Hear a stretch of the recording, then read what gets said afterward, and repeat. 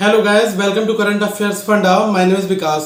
दोस्तों, आपको बताना चाहूँगा इस वेरी क्लियरिकल के लिए जो भी बिगनर्स हैं, अगर वो एग्जाम की तैयारी कर रहे हैं तो वहाँ पर एक प्रॉब्लम आ रही है। प्रॉब्लम मैंने कई लोगों की कमेंट देखे। सबसे पहला ये कमेंट था कि सर क्या केवल मॉक टेस्ट बनाने से ही मेरा पेपर प्रीलिम्स का क्वालिफाई हो जाएगा। मुझे ये नहीं पता कि इस चीज़ को कहाँ से स्टार्ट करूँ। ये जो क्वेश्चन है दोस्तों, ये पूछा है तरुण कुमार ने, और अभी 2 दिन पहले एक वीडियो डाला था, उसमें इन्होंने भी यही क्वेश्चन पूछा था और एक पर्सन और थे जिन्होंने लिखा था सेम प्रॉब्लम विद मी। अब आपको एक बहुत ही क्लियर कट एक एग्जांपल के साथ मैं ये चीज़ समझाना चाहूँगा। देखो क्या होता है कि प्रीलिम्स का एग्जाम जो है वो कंप्लीटली प्रैक्टिस ओरिएंटेड है, ठीक है। अब प्रैक्टिस ओरिएंटेड से मतलब ये हुआ कि कुछ चुनिंदा टॉपिक हैं, 5-6 टॉपिक हैं, इनको आपको ढंग से प्रैक्टिस करनी है, चाहे क्वांट की बात हो चाहे रीजनिंग की बात हो। इंग्लिश जो है वो बहुत ही जेनरिक होती है। अब अगर ये कह रहे हैं कि केवल अगर मैं मॉक ही बना रहा हूं तो उससे क्या मेरा पेपर क्वालिफाई हो जाएगा? बिल्कुल हो जाएगा। मैं आपको 2 चीजें बताना चाहूंगा कि अगर आप बिल्कुल ही बिगनर हैं, मतलब आपने एक भी कंसेप्चुअल नॉलेज आपके पास नहीं है, तो आपको मॉक बिल्कुल बाउंस कर जाएंगे। आप जैसे ही मॉक टेस्ट बनाओगे आपको लगेगा यार मुझे तो कुछ चीजें समझ में नहीं आ रही हैं।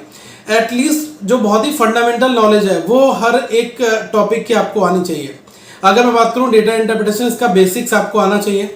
अगर आप पजल्स बता रहे हो तो आपने पजल्स की कुछ अलग अलग टैक्टिक्स फॉलो करके कुछ पजल्स बनाए होंगे, तभी आप मॉक टेस्ट की हेल्प से जो अदर पजल्स बनाओगे उसमें आप रिवाइज कर पाओगे।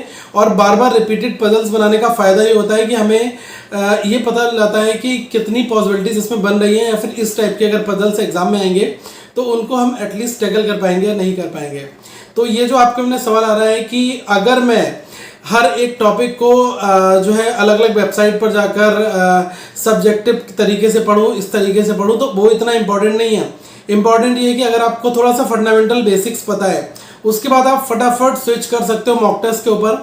जैसे ही आप एक मॉक बनाओगे आपको जज करना पड़ेगा कि मेरा यहाँ पर स्कोर कितना आ रहा है। अब ये आप देखो कि उस मॉक टेस्ट के कितने क्वेश्चंस हैं जो आपने एनालिसिस करते टाइम पर सीख लिए, बना लिए।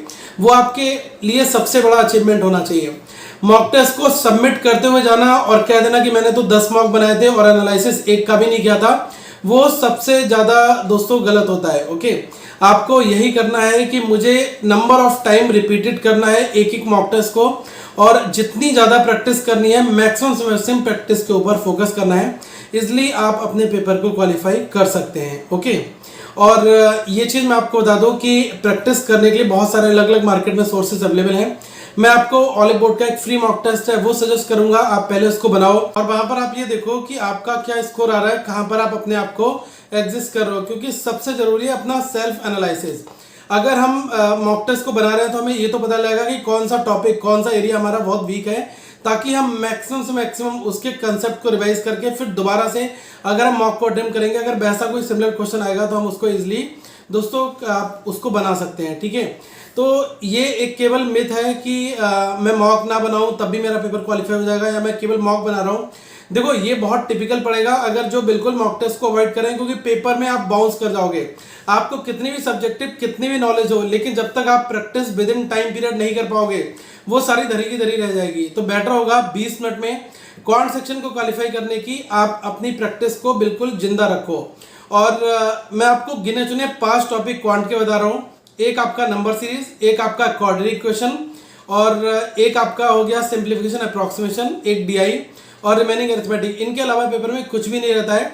तो पहले कोशिश करो इसमें से ग्रुप वाले क्वेश्चन उठाओ, जैसे क्वाड्रेटिक की प्रैक्टिस ढंग से कर डालो, नंबर सीरीज के अलग अलग पैटर्न के 200, 250, 500 क्वेश्चन कर डालो। ठीक है, और इसके बाद आप जो है डीआई में जो भी आपकी कंसेप्चुअल नॉलेज है उसको आप रिवाइज करो। परसेंटेज आना चाहिए, रेशियो, एवरेज, एजेस, ये सब चीजें आपकी आनी चाहिए। टेबल डीआई मैक्सिमम चांस होते हैं कि आपके एग्जाम में टेबल डीआई देखा जाए।